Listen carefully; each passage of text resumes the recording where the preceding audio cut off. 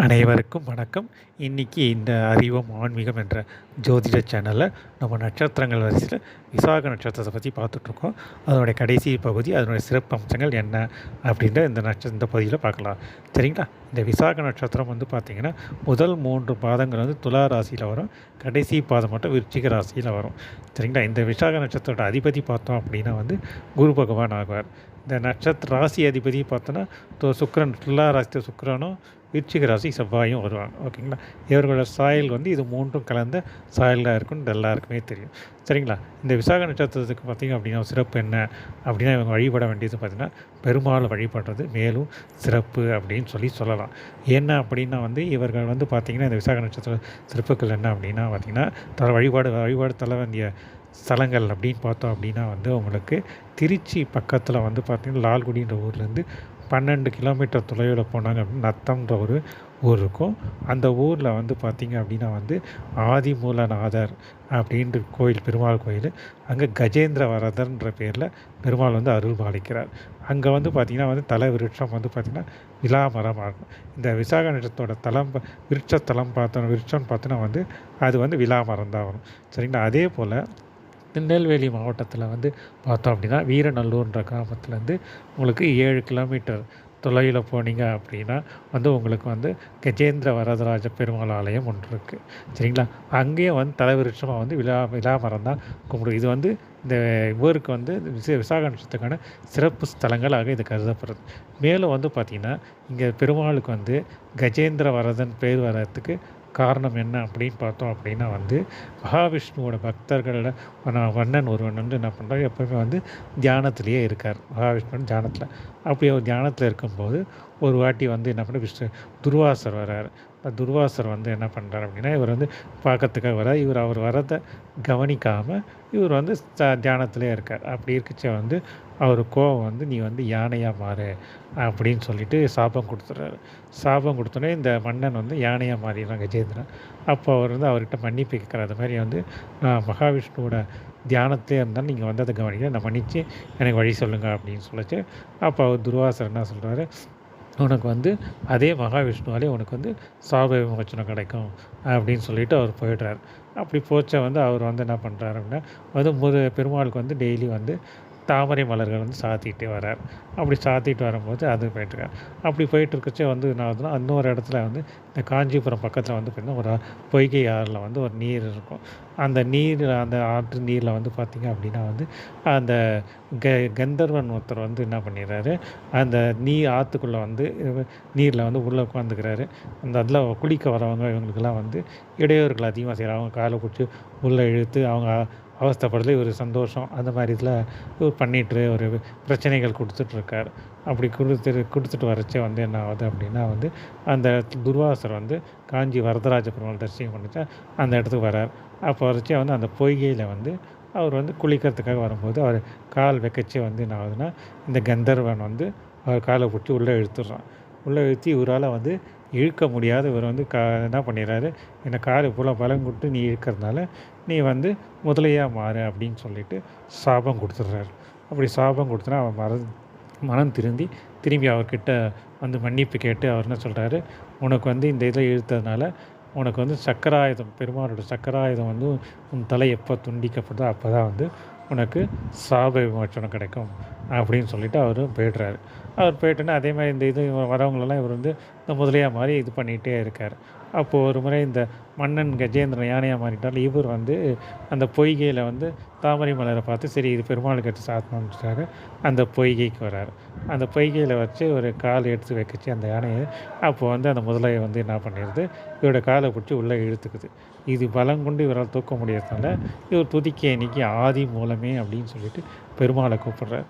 பெருமாளை கூப்பிடுச்சா வந்து பெருமாள் வந்து அங்கேருந்து பார்க்கடலேருந்து அவருக்கு வந்து அவர் கையில் இருக்க சக்கரத்தை எடுத்து அதை வீசச்சே வந்து அது போய் வந்து அந்த முதலையோட தலையை வந்து வெட்டிக்கிடுது. இதை வெட்டிட்டோடனே வந்து அந்த முதலைக்கானதுக்கு வந்து அவர் வந்து கந்தர்வன் பழையபடிய மாதிரி அவர் சாப விமோச்சனமாக போயிடுறாரு. விமோச்சனம் பெற்று அவர் வந்து மேலோகத்துக்கு போயிடுறாரு. அந்த சாப விமோச்சனம் பெற்ற அந்த இதுவாக தான் வந்து சக்கரத்தின் அம்சமாக தான் வந்து பெருமாள் கையில் சக்கரம் வந்து அதனுடைய அம்சமாக வந்து கருதப்படுறது. சரிங்களா? அதே மாதிரி இவருக்கு வந்து இந்த யானையாக இருந்தவருக்கு வந்து மலர்கள் சாத்தி சந்தோஷம் பண்ணல. இவருக்கு வந்து அவர் மோட்ச வரம் கொடுத்துட்றாரு. கஜேந்திரன் தான் வந்து இந்த கஜேந்திர மோட்சம் அப்படின்றது நம்ம அது சொல்கிறோம். இப்பயும் வந்து பார்த்தீங்கன்னா இந்த மகர ராசியில் வந்து பார்த்திங்கன்னா இதனுடைய இதுதான் வந்து தாத்பரியம் தான் கொடுப்பாங்க. கஜேந்திர மோட்சம் அப்படின்றது தான் வந்து இந்த மகர ராசி கர்மஸ்தானம் அப்படின்றோம் இல்லைங்களா, அதுக்கு வந்து இந்த இதுதான் வந்து உதாரணமாக கொடுப்பாங்க. அதனால் இந்த விசாக நட்சத்திரக்காரர்கள் வந்து இந்த தலத்தில் போயிட்டு வர பெருமாள் வழிபட்டு வரச்சே வந்து இவர்கள் வந்து எல்லா நன்மைகளும் வந்து அதிகமாகவே கிடைக்குங்க. அதே மாதிரி இன்னொன்று என்ன, இவங்க இந்த நட்சத்திரத்தை வந்து தலைவிருட்சமாக எப்படி சொல்கிறோம், விழா மரமாக சொல்கிறோம். இதுக்கு என்ன காரணம் அப்படின்னா, மகாலட்சுமி வந்து தவம் செய்து வரம் பெற்ற தலைமரம் தான் வந்து இந்த விழா மரம். சரிங்களா? அது வந்து பார்த்திங்க அப்படின்னா உங்களுக்கு எங்கே இருக்குது அப்படின்னு பார்த்தோம் அப்படின்னா வந்து மயிலாடுதுறையிலேருந்து ஒரு 10 கிலோமீட்டர் தொலைவில் போனீங்க அப்படின்னா வந்து திருநின்றியூர்னு இருக்கும். இது திருநின்ற ஊரில் சென்னையில் இருக்கிறதுல அங்கே வந்து மயிலாடுதுறையில் இருக்க திருநின்றியூர்னு இருக்கும். அந்த ஊரில் வந்து லக்ஷ்மி புரீஸ்வரர் ஆலயம்ன்ற ஒரு சிவாலயம் இருக்கும். ஸோ அந்த சிவாலயம் போயிட்டு தரிசனம் பண்ணிட்டு வர இவர்களை வந்து வாழ்வில் உள்ள பண கஷ்டங்கள் எல்லா கஷ்டங்களும் வந்து உங்களுக்கு நிவர்த்தி ஆகும். அதில் என்ன ஒரு சிறப்பு அந்த ஆலயத்தில் அப்படின்னு பார்த்தோம் அப்படின்னா, அந்த ஆலயத்தில் வந்து பார்த்திங்க அப்படின்னா வந்து சுவாமிக்கு வந்து பார்த்தோம் அப்படின்னா வந்து உங்களுக்கு அபிஷேகம் அதெல்லாம் பண்ணுறாங்க இல்லையா, அதேமாதிரி ஹோமம் பண்ணுறாங்க. அந்த ஹோமத்தில் வந்து பார்த்திங்கன்னா வந்து லக்ஷ்மி ஹோமம் பண்ணுறவங்க. இப்போ நம்ம பொதுவாகவே வந்து வீட்டுங்களெல்லாம் கூட கிரகப்பிரவேசம்லாம் பண்ணிச்சா வந்து லக்ஷ்மி ஹோமம் பண்ணுவாங்க. அந்த லக்ஷ்மி ஹோமம் பண்ணிச்சா வந்து ஸ்ரீ சுக்தம் அப்படின்ற ஒரு மந்திரத்தை சொல்லுவாங்க. ஓகேங்களா? அது மட்டும் இல்லாத அந்த மந்திரம் சொல்லும்போது வந்து அந்த ஹோமத்தை வந்து தாமரை மலரில் வந்து தேன் கலந்து அது ஹோமத்தில் போடுவாங்க. அந்த இதை வந்து கலந்த பூஜையில் கலந்துக்கிறது வந்து மேலும் சிறப்பு. ஓகேங்களா?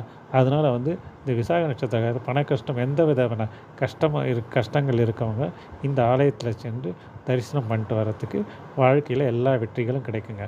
இது வந்து விசாக நட்சத்திரக்காரர்கள் மட்டும் இல்லை, எல்லா நட்சத்திரக்காரருக்கும் பண கஷ்டங்கள் எல்லா வித கஷ்டங்கள் எந்த கஷ்டங்கள் இருந்தாலும் அவர்கள் இந்த ஆலயம் சென்று தரிசித்து வர இந்த ஹோமத்தில் கலந்து கொண்டு ஒரு வாட்டி இது பண்ணிட்டு வந்தாங்கன்னா அவங்க வாழ்வில் பிரச்சனைகள்லாம் நீங்கி பண பிரச்சனையே இருக்காதுங்க. இதனால தான் நம்ம வீட்டில் கூட கிரகப்பிரவேசம் பண்ணிச்சு கூட பார்த்திங்க அப்படின்னா வந்து லக்ஷ்மி ஹோமம் பண்ணுவாங்க. அதில் வந்து காசு வச்சு 11 இதுக்கு வந்து ஒரு இது காசு வச்சு பண்ணுவாங்க. ஓகேங்களா? அந்த பணத்தை வந்து பத்திரமா எடுத்து எதுக்கு பெட்டிக்குள்ளே வைக்க சொல்ல, அதை வந்து யாருக்கும் கொடுக்க மாட்டாங்க. அதை வந்து அவங்களே வந்து பணப்பெட்டியில் வைக்க சொல்லுவாங்க. அதை பணப்பெட்டியில் வைக்க சொல்கிறதுக்கு காரணம் என்ன, லக்ஷ்மி வந்து மேலும் மேலும் அவர்களுக்கு செல்வ வளம் பெருகத்தும் லக்ஷ்மி வீட்டு தங்கறதுக்கும் தான் வந்து அதனுடைய தாத்பரியம். அந்த லக்ஷ்மி பூஜை நம்ம பண்ணுறது. ஓகேங்களா? இது வந்து இந்த விசாக நட்சத்திரக்கான சிறப்புக்களை தான் வந்து விசாக நட்சத்திரம் வந்து பிறந்தவங்க வந்து மோட்ச சாம்ராஜ்யம்ன்றது கிடைக்கும் உங்களுக்கு. ஓகேங்களா? அது ஒரு சிறப்பு வந்து இந்த விசாக நட்சத்திரத்துக்கு இருக்குது. அந்த விசாக நட்சத்திரோட அம்சம் தான் வந்து மகாவிஷ்ணு கையில் இருக்க சக்கரம் வந்து பார்த்திங்கன்னா அது விசாக நட்சத்திர அம்சம் தான். இவங்களோட சின்னமே பார்த்தோம் அப்படின்னா வந்து அந்த மாதிரி சக்கரமாக தான் இருக்கும். இன்றைக்கி வந்து அந்த பெருமாள் கோயிலில் வந்து பார்த்திங்க அப்படின்னா வந்து கஜேந்திர மோட்சம் வந்து பெருமாள் வந்து அனந்த சயனத்தில் படுத்திருந்தோம். சயன குளத்தில் இருப்பார். சயன குளத்துக்கு அவர் கை வந்து யானையை வந்து மேலே ஆசீர்வாதம் பண்ணுற மாதிரி அவர் கை தூக்கி இருக்கும். ஓகேங்களா? அது வந்து கீழே இருக்க சக்கரம் வந்து பார்த்திங்க அப்படின்னா வந்து வண்டியில் ஒரு சக்கரம் இல்லைங்க, இது வந்து இந்த மண்பாண்டெல்லாம் செய்வாங்க சக்கரம் வச்சு, அந்த மாதிரி சக்கரம் தான் இது வந்து இது. ஓகேங்களா? அதனால் எந்த ஒரு இதுவும் சிதறடித்து அதில் வந்து நன்மைகள் நிறைய செய்கிறது தான் வந்து இந்த விசாக சக்கர சின்னத்தினுடைய அடையாளம். அது ஒரு சிறப்பு வந்து இந்த விசாக நட்சத்திரத்துக்கு இருக்குங்க. அது மட்டும் இல்லாத இந்த சக்கரம் இருக்கிறத இவர்கள் வந்து பிரச்சனைகளுக்கு இவங்க பிரச்சனையின் அடையாளமாக கூட இந்த இது பண்ணலாம் விசாக நட்சத்திரக்காரர். ஆனால் வந்து இதில் இன்னொரு சிறப்பு என்ன, நாரதர் கழக நன்மையின் முடிவை இவங்க பிரச்சனையை ஆரம்பித்தோன்னா அந்த பிரச்சனை வந்து நல்ல முடிவு தான் வந்து இவங்களுக்கு கிடைக்கும். மற்றவங்களுக்கும் சரி இவங்களுக்கும் சரி கிடைக்கும். அத்தகைய சிறப்பு வந்து இந்த விசாக நட்சத்திரத்துக்கு இருக்குங்க. சரிங்களா? இதெல்லாம் வந்து இந்த விசாக நட்சத்திர சிறப்புக்கள். இவர்களுக்கு நன்மை தரும் நட்சத்திரங்கள் மற்ற இதெல்லாம் இப்போ நம்ம பார்க்கலாம். சரி, இந்த விசாக நட்சத்திரம் பிறந்தவங்களுக்கு வந்து வாழ்க்கை துணை அமைஞ்சு எப்படி வாழ்க்கையில் வெற்றி பெற எந்தெந்த நட்சத்திரங்கள் சிறப்பு நட்சத்திரங்கள் அப்படின்னு பார்த்தோம் அப்படின்னா வந்து உங்களுக்கு அஸ்வினி, மகம், மூலம் ஃபஸ்ட்டு இதில் வந்து இது பண்ணுறாங்க அப்படின்னா வாழ்க்கை வந்து வெரி சூப்பராக இருக்கும். ஆடம்பரமான வாழ்க்கை இவர்கள் கிடைக்கும். அதே மாதிரி பார்த்தோன்னா மிருகசீரிஷம், சித்திரை, அவிட்டம் இந்த நட்சத்திரத்தில் இவங்கள் வாழ்க்கை துணை அமைஞ்சது அப்படின்னா வந்து பூர்வ ஜென்ம புண்ணியமும் இவர்களை லைஃப் தொடர்ச்சியும் வந்து இருக்கும். மேலும் சிறப்புகள் இதில் வந்து இவங்களுக்கு கிடைக்குங்க. அதே போல் வந்து பூசம், அனுஷம், உற்றத்தாய் நட்சத்திரம் வந்து புத்திரபாகியம் சிறப்பு வந்து மேலும் இவர்கள் சம்பத்துக்கள்லாம் வந்து வாழ்க்கை துணையில் வெற்றிகள் நிறைய கிடைக்கும். இதெல்லாம் வந்து இவர்களுடைய நன்மை தரும் நட்சத்திரங்களை இதில் எடுத்துக்கலாம். அதே மாதிரி அவங்க வீடு, வண்டி, வாகனம் ஏதாவது வாங்குகிறாங்க அப்படின்னா வந்து அஸ்வினி மகம் மூலம் இந்த நட்சத்திரத்தில் வாங்கிச்சு வந்து மேலும் சிறப்புகள் இவர்களுக்கு கிடைக்குங்க. அதேமாதிரி இவர்கள் தொழில்கள் ஏதாவது தொடங்கணும் அப்படின்னா வந்து திருவாதிரை சுவாதி சதயம் இந்த நட்சத்திரத்தை தொடங்குறது வந்து மேலும் சிறப்புகள் இவர்கள் தடக்கும். சரிங்களா?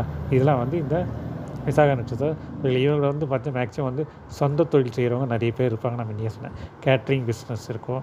அதே மாதிரி வந்து பார்த்திங்க அப்படின்னா வந்து உங்களுக்கு tuition centres, consultancy agencies, broker commission business, இது மாதிரி இதெல்லாம் வந்து இவங்க வந்து சுய முயற்சியில் அவங்க முன்னேறுவாங்க. இவர்கள் வந்து செய்ய வேண்டிய தொழில்கள் எல்லாம் வந்து பார்த்திங்கன்னா வந்து இந்த திருவாதிரை சுவாதி சதயம் இந்த நட்சத்திரம் செய்து மேலும் சிறப்புகள் இவர்களுக்கு தராங்க. சரிங்களா?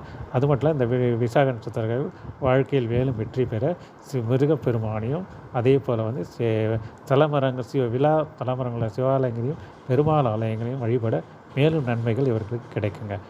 இதோட இந்த தலைப்பு முடியுது. அடுத்த தலைப்பில் வேறொரு நட்சத்திரத்தை பற்றி நம்ம பார்க்கலாங்க. நன்றி, வணக்கம்.